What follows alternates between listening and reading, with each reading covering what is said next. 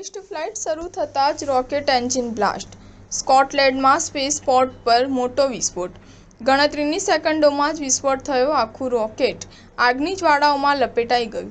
તાજેતરમાં સ્કોટલેન્ડમાં સેક્સાવર્ડ સ્પેસપોર્ટ પર એક મોટો અકસ્માત થયો હતો, જ્યારે જર્મન કંપની રોકેટ ફેક્ટરી ઓક્સબર્ગનું 9 એન્જિનનું રોકેટ પરીક્ષણ લોન્ચ થયાની થોડી જ સેકન્ડોમાં વિસ્ફોટ થયું હતું.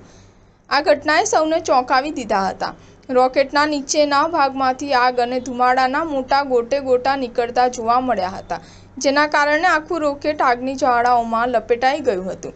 જો કે આ અકસ્માતમાં કોઈને ઈજા થઈ નથી અને લોન્ચ પેડ પણ સુરક્ષિત છે. RFAએ તેને તકનીકી ખામી તરીકે વર્તવ્યું છે અને કહ્યું છે કે ઘટનાની સંપૂર્ણ તપાસ કરવામાં આવી રહી છે. કંપનીનું કહેવું છે કે તેમનું પરીક્ષણ મોડેલ વાસ્તવિક ટ્રાયલ પર આધારિત છે, તેથી આવા જોખમો પહેલાથી જાણીતા હતા.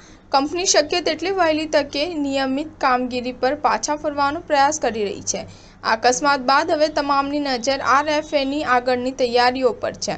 આ અકસ્માત યુકેના શેટલેન્ડ ટાપુઓમાં સેક્સાવર્ડ સ્પેસપોર્ટ પર થયો હતો, જ્યાં જર્મન કંપની રોકેટ ફેક્ટરી ઓક્સબર્ગ દ્વારા પરીક્ષણ પ્રક્ષેપણ હાથ ધરવામાં આવી રહ્યું હતું.